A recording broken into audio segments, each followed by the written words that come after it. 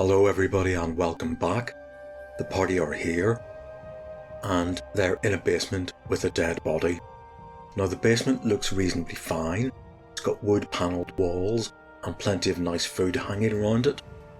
The room at the top of the trapdoor also looked like a fine house, and this woman, the dead body, is also dressed in very fine clothes, so it's likely she is part of the house upstairs. The party have no idea how this city works, especially when it comes to the law. They really don't want to go upstairs into the house in case they're caught and they get charged with the murder. They make their way all the way back here to the good wife's cellar, the woman who got us into this mess, and they climb up the ladder. She is in her nightgown. She has prepared herself for bed on the assumption that all of her problems will be solved by us. And we have something else to tell her. We tell her there's a dead body in a different part of the cellar. We calm her nerves and explain that the murderers were probably the demons she heard. She goes into a fluster. Oh goodness gracious me, a murder here in my cellar. Right, we have some obvious questions to ask her, like who do we go to? Do we tell the guards? The thing is, it's night time, so let's look at the city. We're here, in this house here, and just for reference, the house of the body is here. The good wife Thanatos tells us the city has two types of guards. It has the constabulary, who patrol the streets during the day, and each constabulary works its own district. I'm sure they aren't so strict that they won't cross this street into a different district, but the taxpayers of each district are the ones who pay their wages. But that's during the daytime. At night time, there's the Night's Watch, and the Night's Watch do not patrol the streets. They simply wait in a guardhouse and wait for people to come to them, and they normally expect to deal with things like a fire that's broken out, maybe the odd time a dead body, and that's what we have here. The good wife puts on her coat and shoes with much grumbling and stressing, and she takes us to this building here, and this is called the City Guard Barracks. The City Guard is a different setup. Their role is more to protect the Duke, but I'm going to say that the Night's Watch are stationed here. It's only 8 people, and they're given a small table and chairs near fire in the guardhouse. It's a bit of an ad hoc setup, but that's really who the Night's Watch are. So we're here, we explain everything to the Night's Watch, they take us all the way back to the good wife's house. We go through the cellar again, and up into this house here. They see the dead body. We explain everything about the 2 people who were burying her and how they escaped into the house upstairs. Everyone climbs up the ladder and the Night's Watch say they will take it from here. All of this has woken the servants and they panic and wonder what's going on, and it's up to the Night's Watch to calm them and say everything's under control. And we are also asked to leave. We leave the house through the front door, which goes onto this street, and the Night's Watch ask us where are we staying, and we give the names of both our inns. And they warn us quite sternly to show up here tomorrow morning for the constabulary who will be taking this case forward. So we go back down here. We part with Sylvia and Liz at the Splintered Diamond. Malin, Donard and Carrick continue to the Duke's League, and we tell each other to keep safe. And so ends a grim night. The Duke's League is less busy, so the next morning Liz, Sylvia and the others meet here for breakfast, and it's a subdued breakfast. While they're eating, Carrick asks, I wonder where our little roommate was last night, and they have to explain to Sylvia and Liz who Rowan Blackthorn is. Carrick shrugs and says, oh, he was probably visiting one of his many friends in the city that he says he has. And afterward we go back to the fine house here. We have no idea whose house it is, or who the murdered woman is. There's nobody around yet, but as we wait outside the house, constabulary show up. The party are gathered outside the house of Fortuano Vorloy. They see a group of armed men coming down the street wearing the livery of the city. This is the constabulary. The senior officer introduces himself as Reuben Fausto, but Donard, Carrick and Malin are more than dumbfounded to see, beside the officer puffing on his pipe, Rowan Blackthorn. He grabs the lapels of his jerkin and gives his elbows a little flap. Well, to be sure, it seems that my new roommates are here for more than just the festivities. The officer says, "You know this lot?" "Only since yesterday," says the halfling. "Now, what led you to here?" The party tell their tale of the Goodwife Thanato and their trek through the tunnels. The officer leads everyone inside the house. The servants are all gathered there.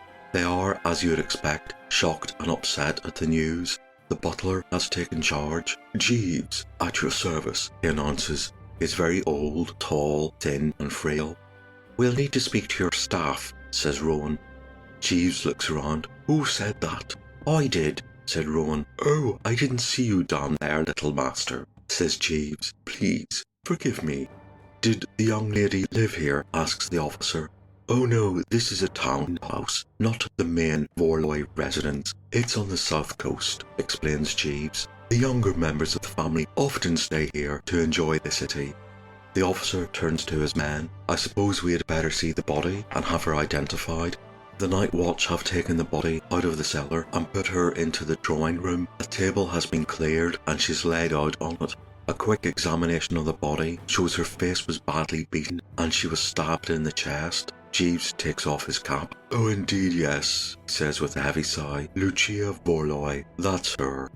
"How long have you worked here?" asks the constable. "I've worked in all the Vorloy houses for a very long time," Jeeves replies. "And how long has the young lady been staying here?" "She arrived a week ago, I think. I wasn't here. The Vorloy family are very generous with my days off since I'm nearing retirement." "But they still expect you to work?" asks Rowan Blackthorne. "No, not as such. I'm here to train the new staff. I'm quite old, as are my standards. The Vorloy family like my old-fashioned standards. I have to say, the young staff here make a very good team." "May we speak to them?" asks Officer Fausto. The staff describe how Lucia arrived. She was in good spirits and made them laugh with a joke, but last night she was feeling under the weather. She stayed in her room with a bad cold and didn't leave. Jeeves interrupts. "I myself brought her dinner. I knocked on her door. She bade me enter and leave the tray on a table. She had confined herself to bed. She was in no fit state to climb down ladders into muddy cellars." "Yet," ponders the halfling, "the blood is in the hall." The investigation here is done. Everyone leaves the house. Some of the constabulary fetch a cart to bring Lucia's body to the main Vorloy estate within the city. Officer Fausto walks with the party for a bit. "That girl's face," says Sylvia, distressed. "Why do that and then stab her?" "Perhaps they were after information," suggests Malin, who can be macabre.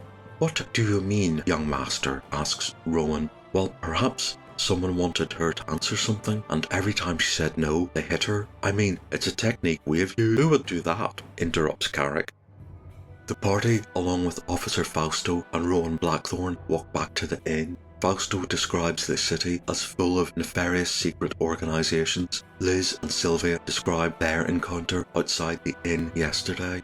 "It looks like someone has taken an interest in your visit to the city, though who knows why," Fausto muses. "Might you see your way, officer," says Rowan, "to letting this lot arm themselves in case of trouble?" The officer stares at the halfling with a cocked eyebrow. "If you think there'll be trouble, then I have to agree, but the weapons will have to be small enough to conceal under a cloak." "Do you ladies have short swords or bows?" the halfling asks. Liz and Sylvia nod. "And Master Dwarf here might use that hand axe of his instead of that sword. And I suppose your holy man can find a mallet or a hammer at the inn. Just tell the innkeeper you need to fix your bed. And I suppose the young master here," he nods towards Malin, "will have a dagger." "You seem to know a lot about our possessions," laughs Carrick. The halfling doesn't answer, but he tends to his pipe. Right, with that initial investigation done, the party again return to their respective inns. Rowan joins them. He's shaking his head, clutching his lapels, and going, "Oh, what a mess, what a mess. Not a very fine introduction to the city, you can be sure. What about we do something tonight in order to brighten the mood a bit? I can take you to a very fine inn, and I know the owner, and we can all have a really good meal, and you might see something different of the city." Well, Liz is up for that. and everybody thinks yes, that's a reasonably good idea. We go back to here, and Rowan takes one look at everybody and says, "Now this place I'm taking you to is rather upmarket." Liz thinks, well, that's good. He says, "You might want to dress a bit better. I don't know if you have anything, but I'm sure people like you have plenty of money. Well, there are plenty of tailors and seamstresses in this entire city. Why don't you go shopping for some nice clothes? You'll also want some better cloaks, because the cloaks you're wearing are all covered in twigs and mud from your adventures." He also reminds them that they can carry small weapons as long as they hide them under their cloaks. So yes, that's what happens next. They go back to their inn, they pick up whatever money they need or drop off what they don't need, and then they decide to go back to the merchant's quarter and then into this north district around here, looking at all the shops. And indeed they pick out some fine clothes and some pretty snazzy looking cloaks with hoods, which they can use to hide their weapons under. This area here is called the North End, and it's close to the docks, so it has lots of things to do with ships, shipbuilding, sailors, merchants, warehouses. And Donard buys a wooden mallet from a carpenter to replace his warhammer. I'm going to say that does 1d4 damage instead of his 1d6 plus 1, but he's still able to use his warhammer skill for the bonuses for that. He also, surprisingly, spends quite a lot of money, and he's a pretty dapper dresser. There's a side to Donard which is slowly being revealed. He buys some very nice clothes for himself now that he has the chance to. After a day on the town, everybody goes back to the inn. And it's certainly a lot more pleasant than yesterday. The festival is dying down, and the streets are less crowded. It's a lot less uncomfortable that way. They have their late afternoon nap before the night on the town. I have them. Benefits are great. And Rowan there then takes them to a fancy inn. B11, it's here. So they walk along this main road here, and ahead, this is up a huge hill, and at the top of the hill is the palace, and it's an extremely imposing view. You would have to imagine yourself walking up a steep hill lined with buildings. Ahead of you at the top of the hill, dominating the skyline, is the Duke's stronghold. And in the shadow of it is this little tavern here, and it's called the Golden Book. And when they walk inside, well, it certainly is a step up from anywhere they have ever seen before. The Golden Book is described as having wood-panelled walls. It also has waiters. The staff wear black trousers, black jerkins and white shirts. They're offered a seat, and Sylvia and Liz are called Madam, and the guys are called Sir, and they even have their chairs pulled out for them so they can sit. This, so far, is them living the high life. Sylvia is delighted to find that they don't just have one elven wine, they have two elven wines. This is a chance for the party to see a completely different part of the city and a different way of living that they've never seen before. Bricktop, as I've said, is a wealthy part of town. On the other side here is called the Hill, and that is where the nobility live, and they mostly dine at home where they have servants. But this place here is frequented by high-level merchants, judges, chief guards. That's the sort of clientele they're mingling with.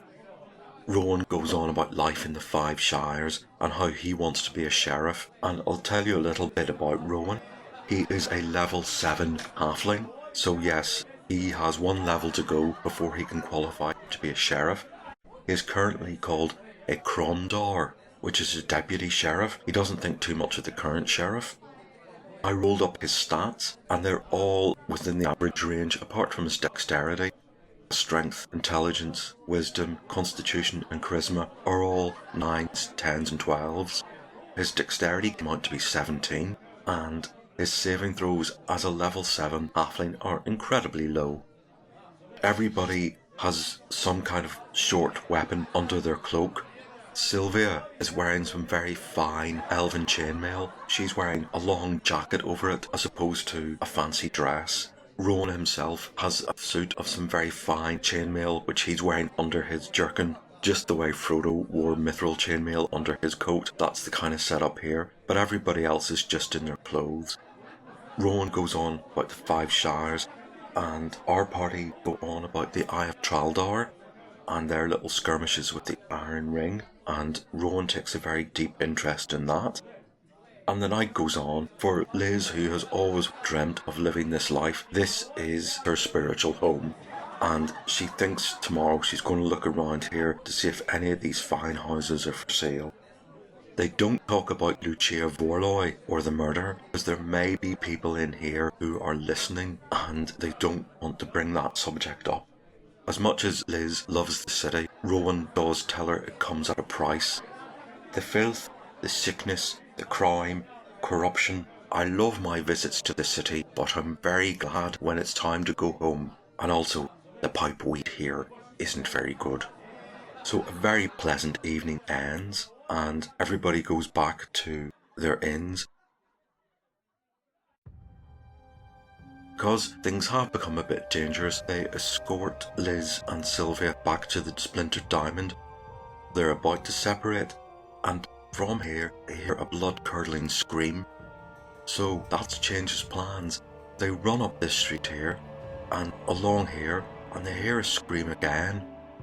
And they run along here and stop, and down this alleyway is a group of really dodgy looking characters. There's about 8 of them, and Rowan whispers to Malin that he'd better protect himself, young mageling. So Malin casts shield spell on himself. The party move down the street to see what's going on. Well, we'll find out in a second what that's all about. Right, the party round the corner of this street here where they hear the scream, and they see a slight figure wearing a cloak, screaming, and she's running this way. And as she runs past here, she laughs and says, "Yep, here they are. We've been drawn into a trap." Right, everybody's THACO and everybody's armor class is different. We're not wearing our proper armor, and we aren't carrying our usual weapons. So I'll give you a quick breakdown. Carrick's armor class is 7. He's wearing clothes and he has a dex bonus and a ring of protection +1. Donard's armor class is 9. He's in clothes. He gets a -1 dex penalty and +1 for a ring of protection. Sylvia, her armor class is 3. She's wearing her chainmail +1, which is 4, plus a ring of protection. Liz's armor class is 8. She's in a dress and she gets her dex bonus. Malin has just cast shield, so his armor class is 2 against missiles and 4 against melee. And Rowan's armor class, he's wearing his chainmail +1, he's got a ring of protection +1, he also has +2 dex bonus. His hit points, by the way, are 28. We're not carrying their normal weapon, we don't have any ranged weapons. Carrick got a hand axe +1, which can be thrown. Rowan has a short sword +2, and he also has short sword training. Donard has a wooden mallet, and Sylvia has a short sword +2. What have we got here? We've got 3 fighters and we've got 3 archers. And one of the fighters here, this one, is level 4 fighter. He is skilled with a normal sword, and that means his damage dice goes up from 1d8 to 1d12. These other guys are lower level, but they have strength bonuses of +1 and +2. Here are 3 thieves. They're on short bows, and the one who ran away, this one here, has again skilled training, and so she has a +2 to her hit and damage. Okay, now I've obviously got a lot of numbers there to keep track of. There is no surprise because the party slow up and they realise something dodgy is going to happen. And the lead guy here steps forward and says, "Oi, well, if it isn't the little runty one and his new friends. Well, you've stuck your little nose in where it isn't wanted for far too long, and it ends here." Well, that's fighting talk, so the fight begins. Let's see who has initiative. We get initiative. And that's all that I want. Right, because there is no missiles, so we're immediately on to spells. Well, it's time to cast Sleep. Malin is going to cast Sleep on this back line here. 1 square equals 4 feet. So 5 squares is 20 feet. So they're about 60 feet away. And it is 2d8. Their levels are 3, 3, and 2. So that's a grand total of 8 altogether. Yep, and he puts all of them to sleep. Donard has a hold person, and he's going to cast it here. And these 3 guys have to make a saving throw. So I'll do guy 1 on the orange dice and guy 2 on the green dice. And they both fail badly. And what about the third guy? He doesn't fail, he succeeds. Right, so it's time to close in. We've got Rowan, Sylvia and Carrick are going to close in. That easily is within their movement rate. Let's do Rowan first. This fighter has an AC of 5. And Rowan's Thaco is 13, so he easily hits AC 5. And he does 8 damage, and that fighter is from 13 down to 5. Sylvia is up next. Her Thaco is 17. And she hits AC 1, and she does a further 6 plus 2 damage. He's dead. That happened extremely quickly, and well, for all my build up there, I thought I had geared this fight to a high level. Well, I'm going to have to rethink my future fights. This fight, by the way, is not part of the module. It's one that I just added. Okay, that's a bit of an anticlimax. Everyone is either asleep or they're held. Right, I'm going to do something I haven't done before. I'm going to replay that fight. I thought I had balanced everything, considering most of my party are in ordinary clothes and not in armour. So I'll replay it and I'll tweak just 1 or 2 things to see if it makes that much of a difference. And the one thing I'll tweak most of all is that the enemies get initiative. When Rowan told Malin to cast Shield, Donard also cast Bless. So we have +1 to our hit and damage. I've added a cleric here and he's got 2 healing spells and Bless. So these 3 guys move up. Our main fighters move up.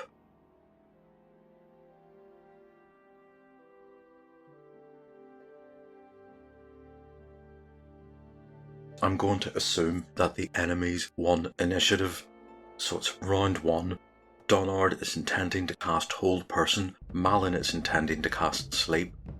We have 3 archers here, and this one is level 3, and he has weapons skill in short bows, so he's got quite a low Thaco of 15. And he's going to try and hit Donard, whose AC is currently 9. Right, and he hits AC 6. So yeah, he does 5 points of damage to Donard. He's down to 28. That disrupts the hold spell. Now Malin has shield. Can these 2 hit him? 1 misses. And the other one hits. Oh god damn it. And that does a massive 6 damage to him. Oh dear, Malin is down to 5 HP. Right, those spells have been disrupted. Right, the cleric is going to cast Bless. So these 3 fighters get +1 to hit and damage. I'll do the one that's on Sylvia, who does, he misses. The one that's on Carrick has normal sword skill and does 1d12. His Thaco is 17 and Carrick's AC is 7. No, his Thaco was 14. Yep, so he does 1 damage to Carrick. He's down to 22. This last one is on Rowan, and he hits AC -1. Yep, he hits Rowan for a massive 7 damage. He's down to 21. So that's round 1. Our round, spells have been disrupted. We don't have any missiles, so it's just up to Sylvia, Carrick and Rowan to dispatch this lot. Sylvia fumbles. Carrick, who has a THAC0 currently of 14 plus 1 for the bless, he hits AC 0 and he does 1d6 plus 4 for the bless. He does 8 damage to this guy, who is down to 9 HP. Rowan fumbles, right, and Liz really can't do anything. She might move up. Round 2, we get initiative. Right, we don't have a missile round, so Malin is going to try and do a phantasmal force, and he is going to create the image of the Night's Watch appearing here, and that is an attempt to disrupt these archers. Say there's like 4 of these watch guards that come around the corner. If these guys hit any of them and they have an AC of 9, they're just an illusion, then the illusion is broken, but that should distract them for 1 turn. Melee. Let's do Carrick on this character. Yep, and he hits again, and he does a massive 8 damage, and this character's down to 1 HP. He's the leader, he's by far the toughest, with an AC of 2 and a 1d12 hit dice. Donard has a wooden mallet, but he is skilled in hammers. Not skilled enough. Sylvia has a short sword plus 2, and her THAC0 is currently 17 now, so she misses. Liz has moved up. She's going to try and help Rowan. She has a short sword plus 2, and her THAC0 is 15 because she has dropped a couple of levels. It's actually 14. This guy has AC 5 anyway, and she does 1 plus 2 for the short sword, plus 1 for the bless. She does 4 damage, he's down to 7. And then Malin's cast a spell, and we have Rowan, who easily hits and does 1d6 plus 4 damage, which is 6 damage. This guy's also down to 1 HP. Right, their turn. Now these 3 archers are going to fire at the Night's Watch, and they fire simultaneously. If any of them hits, don't need to do a damage dice. Let's roll for the first 2. First one's orange. This one hits AC 9 because he's got a THAC0 of 15 and a bless, so he rolled an 8. So the illusion is broken, but that's their arrows fired off, pop the illusion, and they hit the side of this house. We have this guy here who's on Sylvia, and that's 11. He hits AC 6, and she's got AC 3. That's a miss. We've got these 2 on 1 HP. I'm going to do a morale check for them. I'm going to say the morale is quite low. These are just hoods. If they throw a 7 or more, they run. So this one, he stays and fights. They both stay and fight. So this one is on Carrick. Oh, no.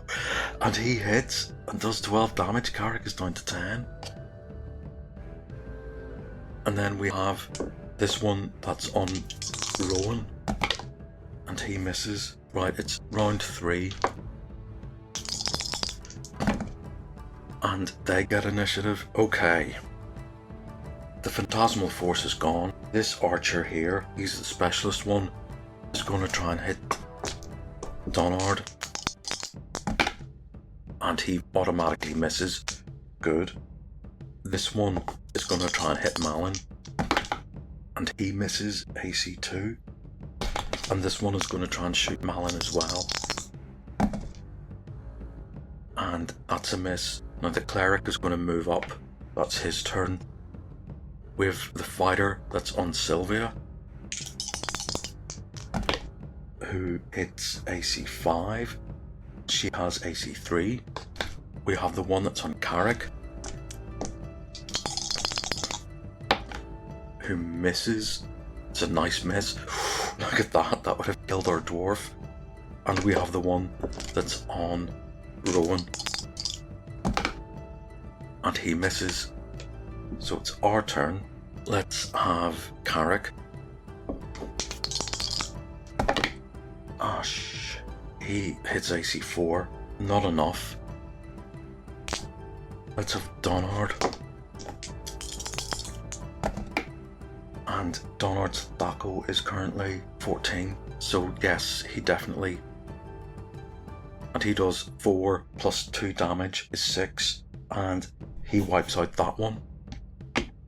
Let's do Sylvia. She's going to turn and fight the one that's on Carrick. And so it's an indeterminable miss. Liz is going to help Rowan. Ah yes, she hits, does 4 damage, and kills that one. Malin doesn't have any spells left, and Rowan gonna try and go for this fighter.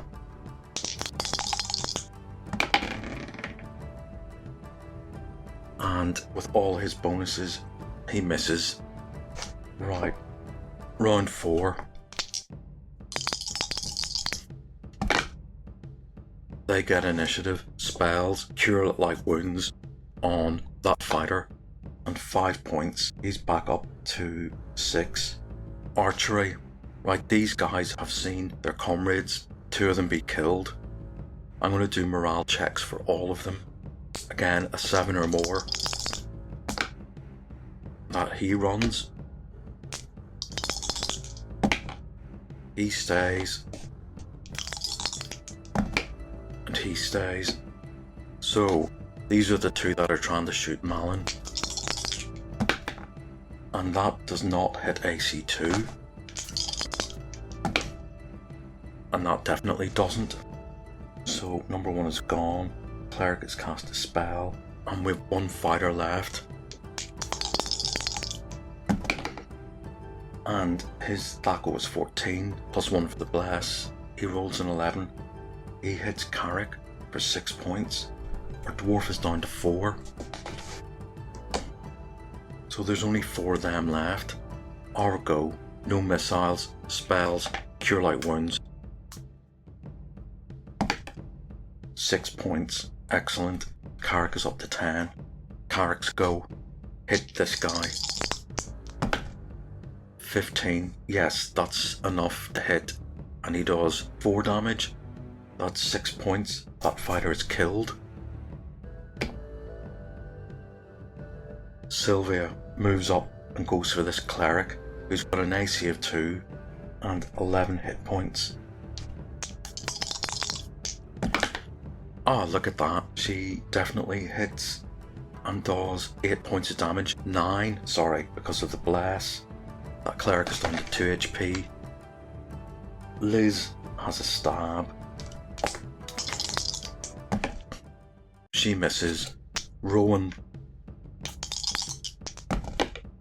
hits AC2, kills the cleric, and that leaves the 2 archers. This is round 5.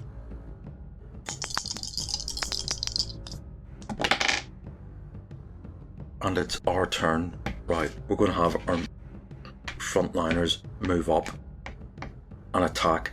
I've done 1 square equals 4 feet, so that's 20 feet. That's within melee movement range. So let's have Donard on 1. He hits, he does 4 damage. That's 1 down to 6 HP. Actually, Sylvia is going to just stand there. Sorry, I should have got my intentions correct. And she's going to cast a magic missile. Yep, and that's enough to kill that one. Carrick has a go. Yes, and he hits, and he does 6 plus 5 damage. And that kills that one. And that is that fight over. Right, that was a bit more exhausting. And our party turned to Rowan and say, "You've got some explaining to do." and that will be explained next time.